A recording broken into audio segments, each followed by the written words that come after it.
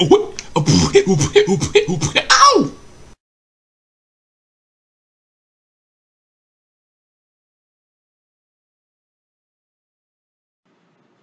Greetings, YouTube. This is DecKrash, better known as Brandon. Okay, I'm doing a review of some books that I did earlier, for two reasons. First of all, this series of books does not get enough respect, if you ask me.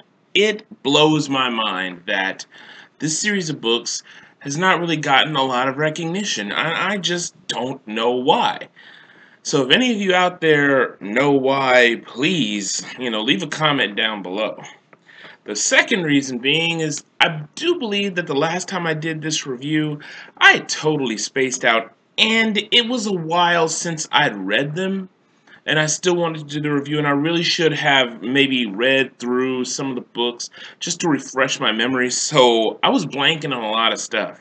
I mean, there was this point when I was recording the video where I had suddenly found myself staring at the camera, and I wasn't even knowing what I was saying. Yeah, that's how spaced out I was. I have no idea why I did that. No. So, here's what I'm not going to do that again. But I really, really, really do like this. And by the way, I am erasing the previous video. So, count this as just a redo of this. And I hope that those who are new to my channel, who have not seen the previous video, will see this. And if you're a science fiction book person, you'll really enjoy this series. And the series is The Entire and the Rose by Kenyon. Now, I'm going to go ahead and approach this as if I'd never even made the video. So, The Entire and the Rose is one of the most unique storylines I have ever read. Though it does remind me a little bit of Dune, just in sheer scope, it is and yet it isn't. Okay, so the premise is this. It centers around a guy named Titus Quinn. The story takes place in some indeterminate part of our future. You can tell it's the future. They have these, like, fairly high tech things called MSAPs, which are basically shorts for machine sapients, that are AI systems that can do all kinds of really neat stuff. You have an attempt at making the first types of hyperdrives and such. And you also have, like, people who, I don't know if it's just through genetic manipulation or just before birth, or people are just being born, or just a change in lingo. But you have people being born who are called savvies, which are the only types of people who can really operate these MSAPs. And you have sort of a social dichotomy on Earth between people who are savvies and non-savvies, which actually leads to a particular story arc. So, going back, the story centers around Titus Quinn, who's, I guess you could say, an experimental star pilot who's been testing out a lot of these hyperdrives by this company called Minerva Corporation.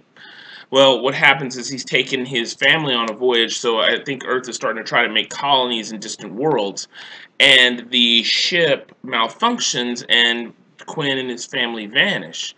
And then Quinn shows up several years later all alone, but with only fractured memories about having been to another place.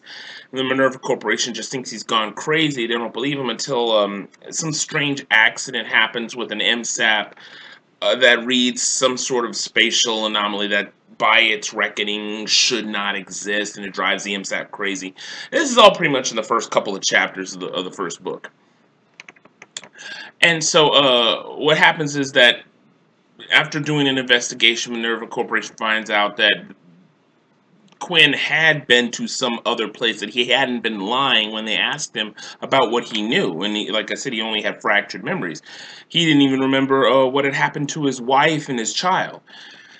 And so after armed with this new information, they send him back, and they send him back to this universe that he had been to after that hyperdrive accident, a universe that is simply called the Entire.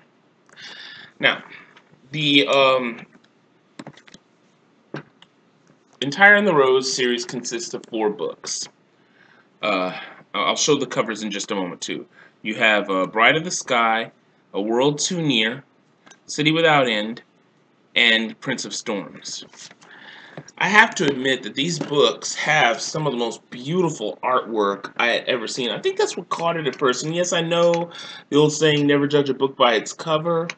Though, hey, having a really nice cover really does go a long way towards having a book series that I think a person would really, really like. I especially like the cover art for A World Too Near. That's absolutely beautiful. Um, Let me see, and City Without End. Sorry, these scenes are kind of highly reflective. I have a lamp right by my drafting table here, where I make all my artwork. And I will be making a video later on about my artwork, because I actually have a request for some of y'all out there. That's a different story for a different time. And finally, Prince of Storms. This one, I was kind of unimpressed by, especially for it being the final book of the chapter. Well, I'm not talking about not impressed with the story, I'm just talking about the cover. It's one of the plainest one. Go figure. Anyway, so, as I was saying, so The Entire and the Rose happens to be about Titus Quinn and his quest to try to get his family back. What happened in this world, the world is populated by analogs of various races that supposedly exist in our universe, called the Rose. The Entire is a really amazing place. It's a radial-shaped universe, like a starfish. As a matter of fact, they described it in the final book because they showed some sort of readout of what the Entire looked like. They said it looked like a starfish stretched out to infinity. Um, you have interior parts of the arms, I guess you could say, which are basically called the empty lands, where time and space get crunched. No one goes in, no one who's ever gone in has ever come out. But you also have parts of the starfish that are livable. Now, there is no sun in the Entire. You have the bright, which is a curtain of light, which provides warmth and light, and it brightens and ebbs and cycles so that you have day and well, what passes for night there. There's really no true night there. The Entire is populated by analogs of all these races that exist in our own universe. You have human analogs, which are called the Chalin. They look like us, except they have white hair, and their society is patterned after ancient China. Is sort of a meritocracy. And you have other races like the Larue, which, the way they describe them, the closest thing I can really think of them as is like a camel with lips that work like hands. They have prehensile lips. The closest thing that I ever saw is a picture for them, and it's not even the case because LaRue don't have two heads. It was a picture of a Pearson's Puppeteer from Larry Niven's Ringworld series, though it's not quite like that. You have the Jout, which are these big stocky creatures with petaled skin, the Eastleigh, which are almost like apes, and one of my favorites is the Inex. The Inex remind me almost of the dragons from Anne McCaffrey's Pern series, and just that they form a telepathic bond with their riders. But they're basically like big horse-like creatures with long horns. They form like what's the word I'm looking for? Cavalry in this war against this race that's trying to intrude upon the Entire, called the Pion. You actually learn more about them as the story goes along. There's a lot of stuff that goes on in these stories because it starts out with Quinn trying to rescue his daughter, and then as the story progresses and the books progress, you learn of a much bigger threat posed by the Entire to our universe, and then not only that. Uh, you have that threat compounded by people from Earth trying to insinuate themselves into the Entire. And the interesting thing about the Entire is that because it's such an interest to Earth, is that the human race is trying to find a way to get quickly from one point to another in space. And going through the Entire might actually work better than just making star drives that might accidentally break through the walls between universes. And so they want to try to use the Entire as just sort of a throughway. But here's the thing. The Entire actually is not a naturally occurring universe. it was actually built by this race called the Tarig, which basically lord over the entire with absolute power. The people believe them; they call them the Bright Lords. They're godlike, but they're also despotic. They are what's the word I'm looking for? They lack. Oh man, what's that word? They lack empathy to the point where they're almost sociopathic. They do basically whatever the heck they want to do. And they, like I said, they rule over the entire. They give the entire the technology and everything like that to live, and they also maintain the entire. But their word is law. No one has ever opposed them. But for the sake of his family, Titus Quinn ends up opposing them. And so that kicks off a great deal of multiple layered stories. The entire, like I said, is just an amazing place. This series is world building at its finest. Uh, Kenyon has made such an amazing world that exists with the way that it's set up. She has the words for various places that you have parts of the entire that kind of narrow out and narrow out and narrow out, and there's a thing that they're called. Um, and you have these various races, like I said, that exist in the entire. Each of them have their own types of personality traits and how they get along with each other and how they don't get along. Um, Especially like when you deal with the what they call the Long War, which is a war against a race called the Pion, which I just mentioned earlier on, and it's not until the very end when they're in the end of the final book of the series where they really focus on the Pion, and you have a very interesting structure of society because all of the entire is a meritocracy as like ancient China was. Um, you have a lot of political intrigue going on. There's a lot going on at any given time in the story. And amazingly, Kenyon balances this out really, really well. Nothing feels too overbloated. Nothing feels like it's not grabbing your attention enough. It doesn't feel like she's trying to pull all these strands of story and struggling to keep them together. Everything flows very smoothly.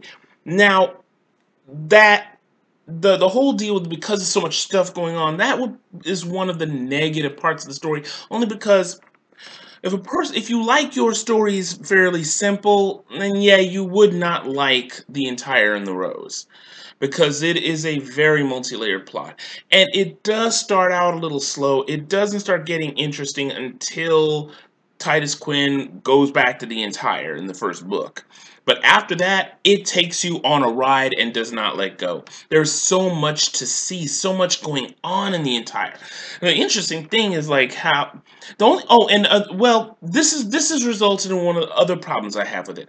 The only really big problem I have is that Kate Kenyon, I'm very sorry, doesn't exactly she doesn't do a good job of describing how the creatures look. I really can't get a good picture of them in my mind when she does try to describe them. Like I said, the LaRue, I had a problem with figuring them out, how they were shaped, how they were able to move around and do complex tasks with lips that were like hands. Um, they have these beings, and I forgot to mention that they have these beings called Navitars, which are able to pilot these ships that go into this endless river in the entire, which is actually the only way you can get from point A to point B quickly, because in the entire distances measure out in galactic span, not just, it's not just like a planet. No, it's like what if Earth was mostly desert and that desert stretched out for the length of a galaxy and had pockets of habitable areas on its edges. So you have this endless river called the Nai that runs through the entire, and these beings called Navitars pilot these ships that go into the river and travel almost instantaneously from point A to point B. They're the closest thing. Yeah, a lot of y'all who have read the Dune series are gonna think guild navigators. Okay, so and that's another being that they really well. they did describe, she does describe them okay in some respects, and in others, like, you think that they move fast, and yet they're supposed to be these really portly creatures, these creatures whose bodies are slowly degrading because of the effects of the night. It's really kind of hard to really get a good image of what a lot of these beings and creatures look like in your mind's eye. So that's another weak point in the story, but it doesn't take away from the story. Oh, and also the Tarig, that was one creature I just really could not get in my head. The closest thing that I thought of is something like a praying mantis. You have to read it yourself, because the Tarig are a very interesting race of themselves, especially when you learn about what they truly are. That's pretty impressive. And the story does jump from scenarios involving Titus Quinn to scenarios involving his daughter and his scenario involving his wife, who, because of time differences in our universe and in the entire time enough has passed where they've grown estranged from each other, and it's sort of, and that's one of those things that's one of the gripping parts of the series. Kenyon is able to balance world building with a very multi-layered plot, and excellent characterization. Titus Quinn is a man who wants so badly to regain what he had, and as you read the books, you constantly feel that slipping from his fingers as he finds out the fate of his wife, and it's so sad. And then you see what happens between him and his daughter as the story progresses. It makes for a very fascinating story, and also very, very heartrending, and yet full of these amazing things that you would never expect to happen. The story that is in this is very, very unusual in and of itself. One part, it's about a man coming to try to do the right thing and having to make sacrifices in order to try to do the right thing. Is always trying to do the right thing, is never, and becomes less and less sure of himself. Another involving his daughter, who had to deal with abandonment, who felt that her father had abandoned her, and then uh, like his wife, who had consigned herself to her situation. All of them basically cast apart by the Tariq, who, the reason why they do this is they don't want them to go back to their universe, because of fear that it was going to bring a whole bunch of people from the Rose to the entire. And trust me on this. It may seem like I'm giving you a lot of information here, but this is really the plot. This is really some of the plot at its most, the barest of bones. Really, I highly recommend you check these books out. I bought the hardcover. I bought the first book on a gamble, because I don't normally buy hardcover books. I have a few, but I usually want to make sure that it's going to be good, because hardcover books are kind of expensive. And man, I have to tell you, I bought this book when it had first come out, so I had to wait like a year between each release, and I was waiting with bated breath to see what was going to happen next, what was going to happen next, what was going to happen next. Interestingly enough, I have the final book, both as a hardcover and also as an audiobook, and I listened to the audiobook, and the guy who does the voices for the audiobook does a really good job. He was very engrossing and made the story very, very clear. And it really came alive for me in that final book, and everything coming together like it did. So, like I said, this is reminiscent of Dune in scope, that it has to do with an entire universe, though a much smaller universe. But the things that happen have such profound effects in that universe, and even for our own universe, as you read the story as it goes along. This first book really doesn't tell you much at all. It really this is when the second book is really when it starts hitting the fan. And it just keeps going, it just keeps snowballing from then on. Uh, but you'll find some things that might have strong resemblances to Dune, and that's pretty much the one thing I kind of compare it to, just because it's just that Kenyon isn't quite as verbose as Frank Herbert thing. God. Her stuff is quite a bit easier to read, but it still has that richness. It is a very rich story. Alright, so I'm just kind of prattling on and on and on. And I just wanted to do this because like I said, I spaced out the last time I did it. And I'm really hoping that more people check this video out. And so, any comments or questions, leave them down below in the comment section. And just remember, as always, to keep it civil. Trolls will die of being eaten by me. Got to think of better jokes. Anyway, folks, that's it for me. Then I'll be back. Hopefully, you won't have as long to wait. And so, once again, this is DecKrash, better known as Brandon. As always, everyone, stay lucky and stay blessed. Take care.